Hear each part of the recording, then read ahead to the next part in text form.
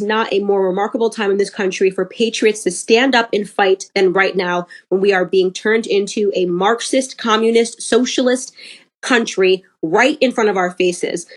It is an amazing thing to have that be controversial. But people like Kэndis Owains is controversial. She's the author of Blackout, How Black American Can Make Its Second Escape from the Democratic Plantation. She is also the founder of Blexit and the founder now of FactCheckZuck.com. Kandis, you are blazing a trail right now going after these so-called fact checkers. Can you tell us the story of what's happened to you here recently that was the last straw? Absolutely. So I had posted a video a few months back where I was discussing all of the things. I had Lead Stories, by the way, is the company that I'm talking about, who is an official Facebook fact checker. I had written something that was basically true. I had shared an article that was written by a former NHS pathologist, and he was explaining in his article, which was written for The Spectator UK, his name is Dr. John Lee, that the way that they are actually calculating COVID-19 deaths, meaning that they were doing post-mortem testing for COVID-19, which had never been done. It was never a requirement that needed to be met for any other infectious disease. And he was saying, essentially, this is why these death numbers actually don't make sense, because they've inserted a new requirement that never needed to be done before. If you swabbed every single person for, the flu after they died, even if they didn't die from the flu and they died from a heart attack, the flu numbers would be higher. If you swabbed them for a basic common cold every time somebody died, the numbers would be higher. So I shared this article by him, and it got fact-checked by leadstories.com, which is at the center, by the way, of the fact-checking for the recent videos that have come out of Georgia. And they censored it, and they basically said to me, this is incorrect, and here is the reason why. And the article that they wrote to go along with the censorship was essentially, we found a doctor that disagrees. They had a doctor in Colorado who disagreed with Dr. John Lee, which happens because doctors disagree. I'm 9 months pregnant right now. I can go to a doctor that thinks that I should vaccinate my child with everything, and I can go to a doctor that thinks that you should wait until they're 2 months because doctors have different opinions. But that's no longer allowed anymore. So I wrote to them and I asked them to reconsider this. I went through the proper means and said, look, this makes no sense. I used a doctor's article. Please remove this censorship from my profile. And they basically were like, there's nothing you can do about it. So I researched leadstories.com, and here's what's incredible, Glenn. Leadstories.com, LLC, was started in 2016.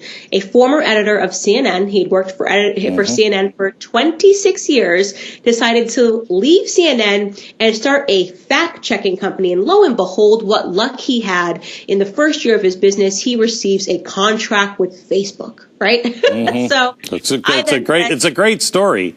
It's a great lullaby, especially for the communists in China with the connections to ByteDance, which is a Chinese company that runs TikTok.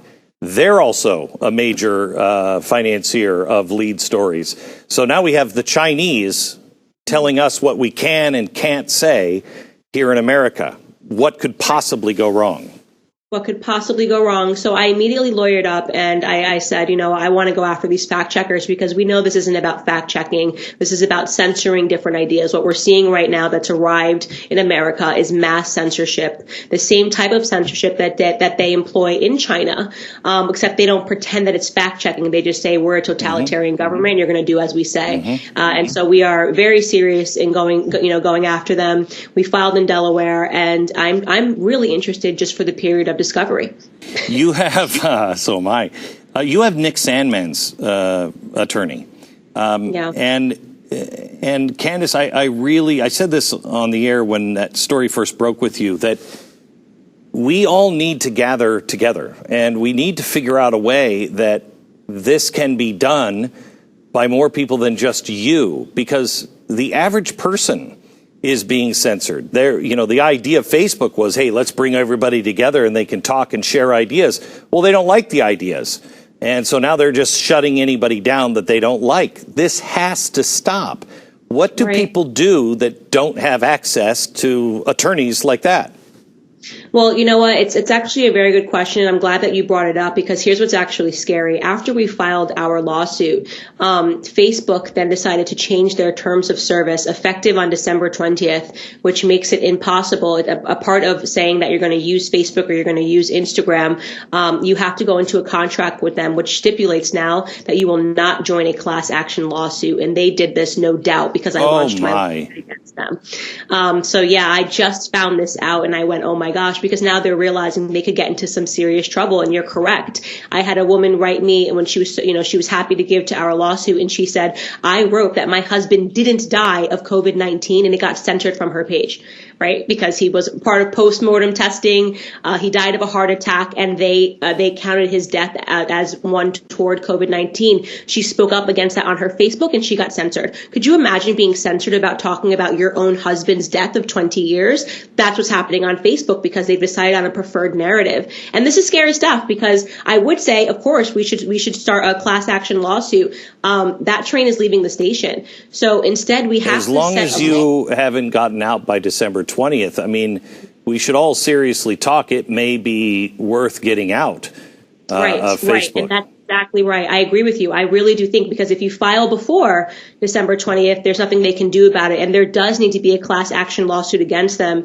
But the silver lining in that is that it doesn't mean that you can't sue them as an individual, and there are tons of lawyers that will take a class action lawsuit without being paid. I actually have on my team, on my legal team, a guy named John P. Cole. He is actually the lawyer that settled the largest class action lawsuit that's ever been settled in the history of the world. And it was against big tobacco. And so once we finish our suit, I have said that I want to help lead a class action lawsuit for everybody who doesn't have the same platform and the same resources as me, because what we're seeing right now happening towards Americans, basic Americans, is truly upsetting.